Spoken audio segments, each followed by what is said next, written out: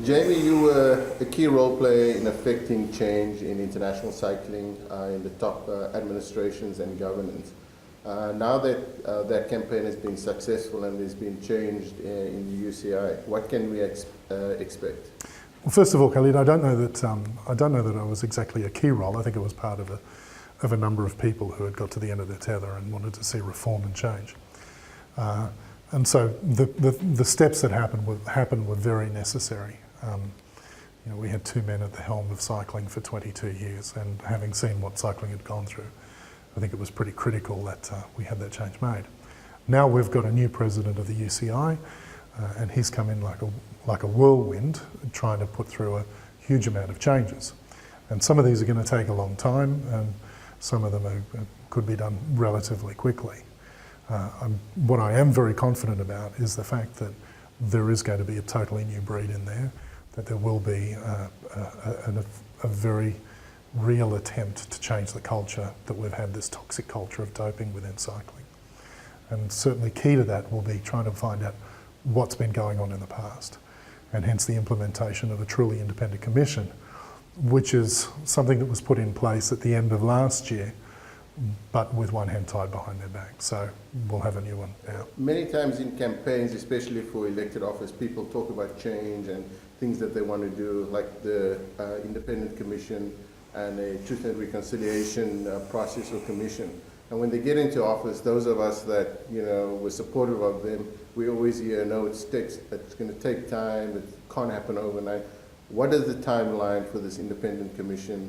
Or this, let's first deal with the independent commission. What's the timeline for that will, what we believe will give guidance to the direction and the future of cycling? Well, they've already moved on it. I mean, they've only been in the seat for like 6 weeks, and they've already made some significant changes within the organisation in terms of removing the Director General and also parting ways with the lead counsel for the UCI. So there are things that have already happened there. They've already been talking to people about, and I think, I'm not too sure whether it's been formally announced or not, but I believe that they've already got somebody to head up the independent commission.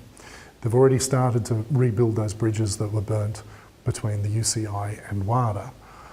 The difference between the last time and this time when it comes to this independent commission is, as you know, the last time when they did it completely excluding WADA and USADA, the two most critical players in the game.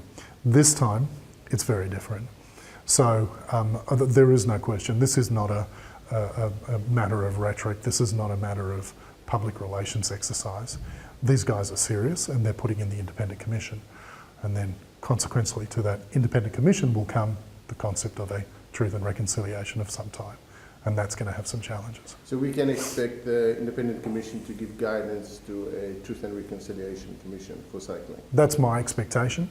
And let me stress, I'm not formally involved, or I'm not involved in what they're doing. And so I have no formal role or no role within it. But my expectation is that we will see an independent commission, and we will see some sort of truth and reconciliation, which they need to do, because if you're serious about getting to the bottom of what happened and who knew what and when, then you've got to be engaging with the people that were involved in all that. Primarily we're talking about the riders and also managers and others that are associated, but you've got to incentivise these guys, and you've got to give them a reason to come forward and talk. It's the antithesis of the zero tolerance policy. The zero tolerance policy is, come and talk to us, tell us everything you know, and by the way, if you've done something bad, you're going to be punished. Well, this is the complete reverse.